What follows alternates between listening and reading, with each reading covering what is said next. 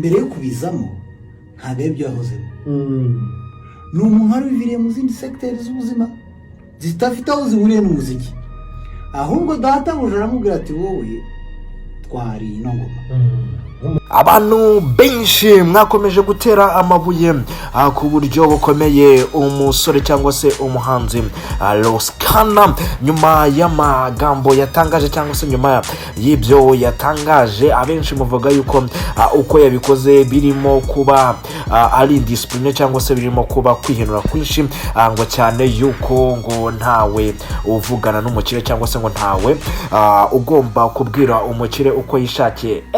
Hanyuma se iyo umukire arimo kwitwara uburyo butari ubwanyabwo rega umukire buriya nukugaburira utakugaburira ntekereza yuko atari umukire. Amagambo menshi uwo muntu aba ari umukire ku giti cyiwe ntabwo aba ari umukire ku giti cyawe. So nta mpamvu rero uba cyangwa se nta mpamvu yo kutagira icyo uba ugomba kumuvuga. Nimba Kana hari ibyo atamvikanye cyangwa se hari ibyo atakoreye na 1:55 AM kandi yari imufite mu nshingano kandi yari ifite gahunda zo kumufasha ariko ibyo bamwemereye ntibabikore, why not ataza akabivuga. Nabonye abantu benshi mumutera amabuye, nabonye abantu benshi mumvuga amagambo atari meza ariko ubundi uyu mwana kugira ngo bigere kuri urwego rwo kubwira 1:55 AM ko nta kintu yigeze mufasha ndetse n'uwo coach Gael nta kintu yigeze amusayidira. Ese byatewe n'iki, byazanwe n'iki, byagenze bite? Uraza kunyemerera tujyane akantu ku kandi tugende 500%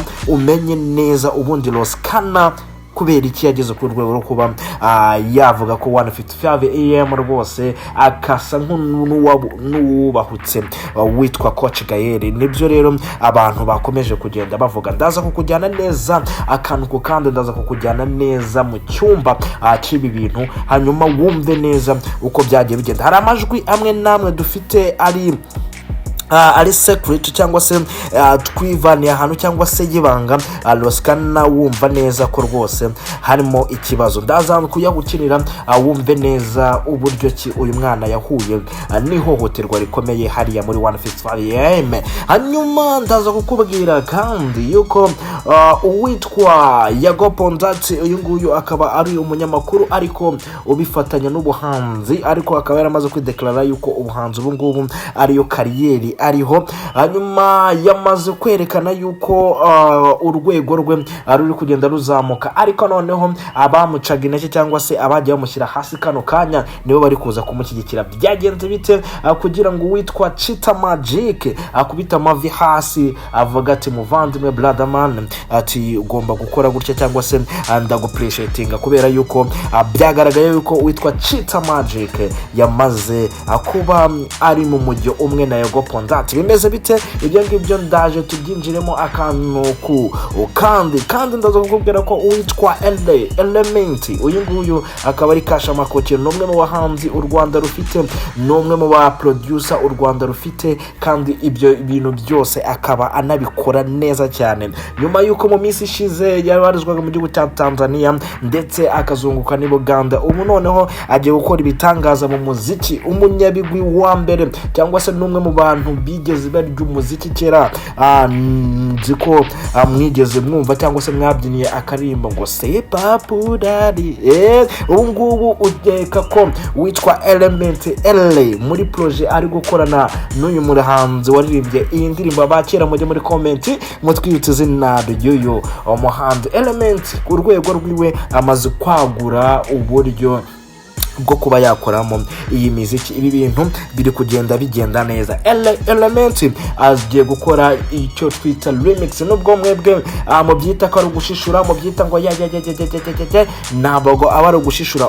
Artiste buriya ntabwo umuziki bawurema, ntabwo bakiwurema, ahubwo abantu bifashisha ibintu byagiye bikorwa n'abandi bantu ahubwo bagakoramo ikindi kintu bakakidevelopa kikaba ikindi kintu gitandukanye n'icyo n'icyari gihari. Ndagira ngo rero uze kuniza umwanya unize amatwi hanyuma unizigiye kubera ko ibi tubinyuramo twihuta tubicacanga kugira ngo dutange n'umwanya wo kugira ngo mumenye ibindi mugiye kwikorera kugira ngo ariko amakuru twamaze kuyaba kubita 7 cyangwa se 700 kwijana.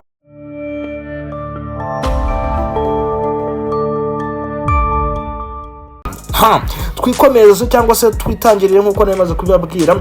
Witwa Kana ubwo yari mu kiganiro ahantu hamwe, amagambo yatangaje n'aya ngaya. Ariko mbere yo kubizamo ntabebyo yahoze ni umuntu wari wiviriye mu zindi secteurs z'ubuzima zitafite aho zihuriye n'umuziki, ahubwo data ngo aramubwira ati wowe twari ino ngoma twari ino ngoma.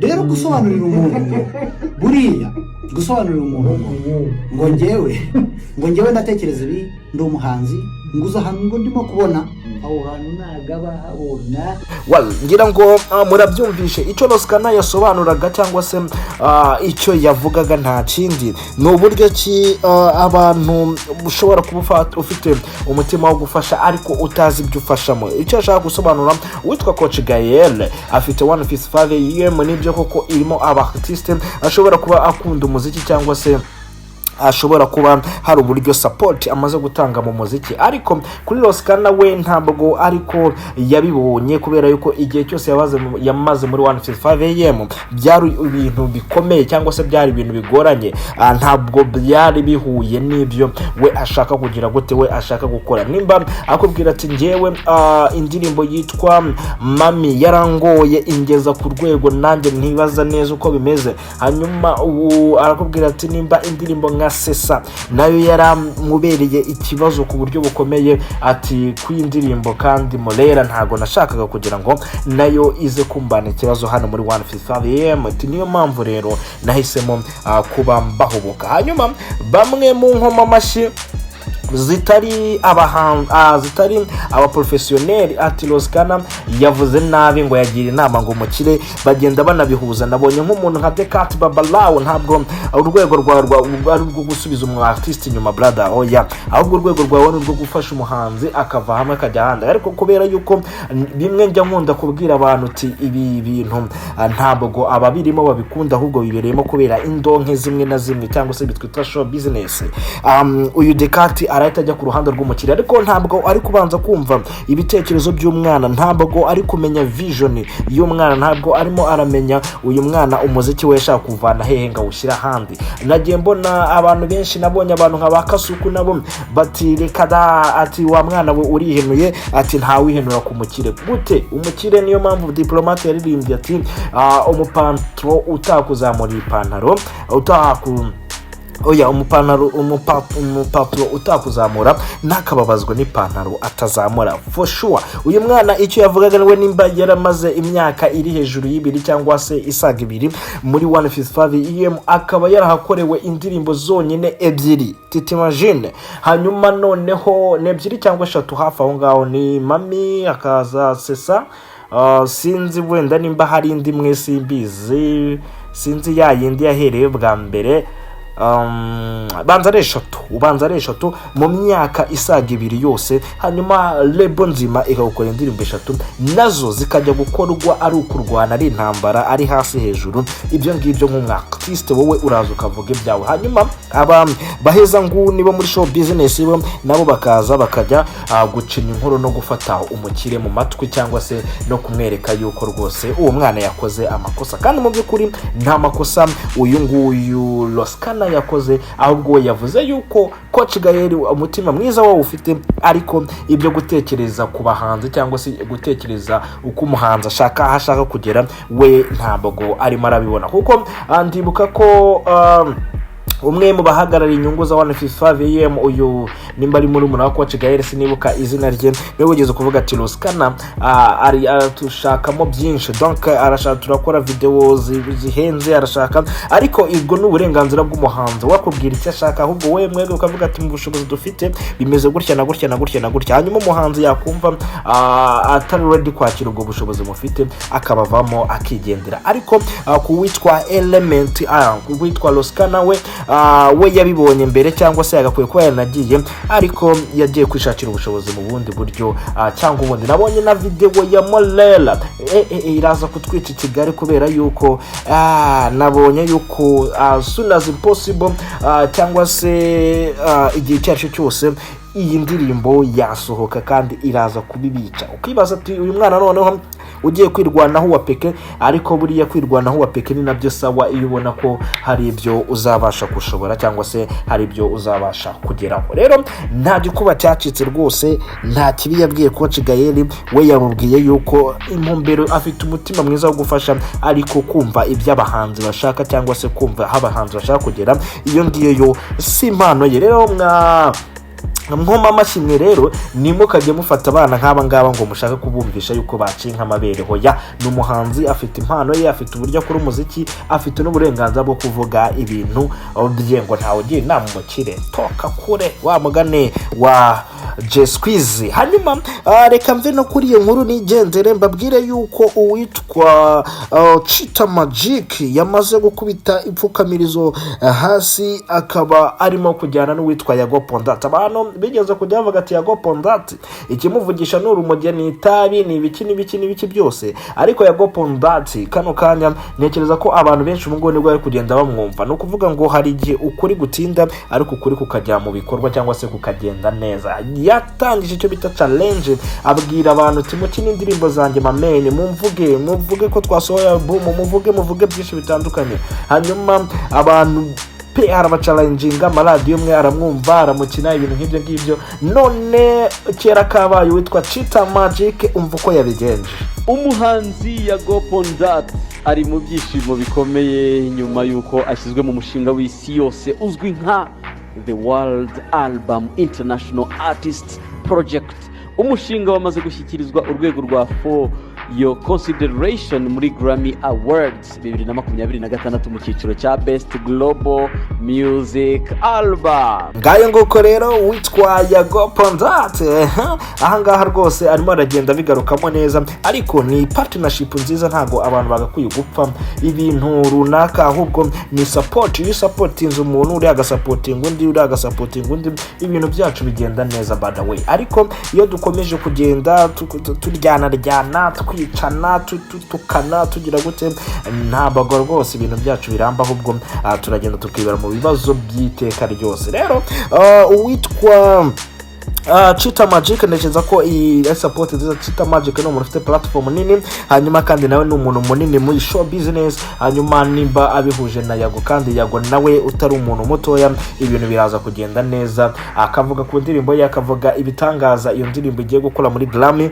akavuga ibyinshi bigiye bitandukanye, no kuri album nawe muyivugeho munayumve, hanyuma ibintu bigende neza. Ntekereza yuko ibi ngibi ni good partnership kwa abantu uko ari babiri. Dukeneye n'abasabe, dukeneye n'abantu nk'aba Irele, dukeneye abantu nk'abo ngabo kugira ngo baze dusupporting umuvandimwe. Abenshi bajya bavuga bati kurira kwa Yago cyangwa se biriya bayikoresha imbabazi asaba n'iki byose ni amaco y'inde kugira ngo yinjire muri akosha. Abantu rero ntago mukunda amahoro, kubera iki se Yago adashobora kuba opening asaba imbabazi nyine? Kubera iki wumva yuko Yago kuba yarasabye imbabazi ari amaco y'inde yo kugira ngo mu promoting ibintu bye? Umuntu ashobora gusaba imbabazi, ahubwo wowe muha imbabazi, hanyuma we uko yazigusabye asigara arwana n'umutima we, ariko we wigenda ngo ujye kubijajinga by the way. Ibyo bintu n'umwanda. Reka dusoreze ku ndirimbo cyangwa se ku bitangaza umunyabigwi Element ku myaka ye mike cyane, ntekereza ko ataragira nka 25, sinzi nimba yifite,